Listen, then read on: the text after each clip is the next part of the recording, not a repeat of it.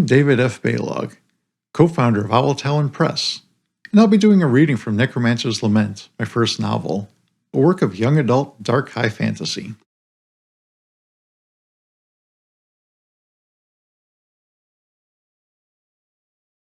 I peered around into the gloom and saw shapes lurking about the courtyard.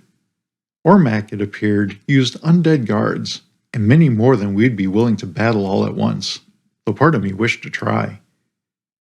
The full-bodied creatures were more intimidating than Vlatraka swarms of, now destroyed, Cleito, though the psychological effect of seeing a dozen skeletal or mummified hands running on fingertips would likely cause an intruder to take flight rather than to try and fight them off.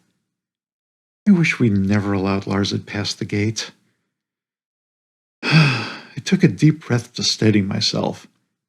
As I told the others, this was to be a diplomatic mission, and must not show my revulsion while speaking with Ormac.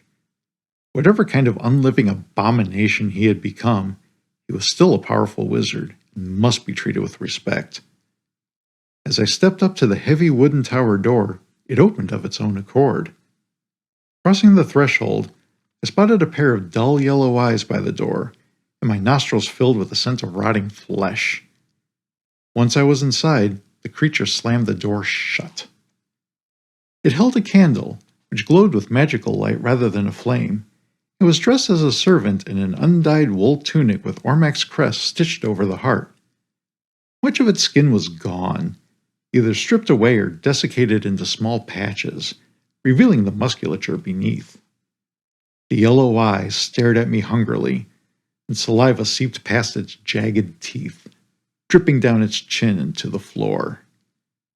Though it was the first one I had seen with my own eyes, I knew this creature to be a Yamke. The negative energy that animates these creatures is powered by living souls, and all Yamke need to feed regularly, or else go dormant. Yamke attack both body and spirit with their powerful fists, literally pounding the soul from the body with each blow. We stared at each other for a time, the Yamke seeming to be forcing itself not to attack. Then it turned away and said, "Come," in a harsh whisper. I followed cautiously in the dim light. The servants know the path. Jaundiced eyes are filled with wrath, I remembered from the divination, but was too focused on keeping myself calm to interview the creature. The stone floor had bits of rotted corpses in patches, and I could see a sitting area for receiving guests, which appeared to be long disused. We ascended a wide spiral staircase, which wound around a central pillar to the second floor, where we entered a maze of bookcases. Books, scrolls, tablets, and trinkets filled the shelves, and I felt as a child given a chest full of toys.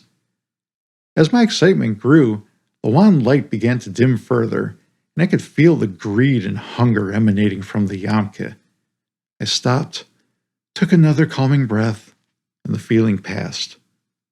What is happening to me, I wondered, but had no time to contemplate the issue as we turned a corner to face Ormac himself, at least what remained of him.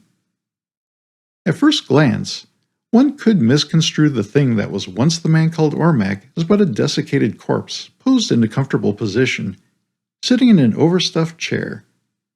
He sat with his legs crossed, his elbows on the arms of the green-gray padded seat, and his ring-studded finger bones bridged in front of his solar plexus, where two ribs poked out through his tattered dark gray robes, which were likely black at one time.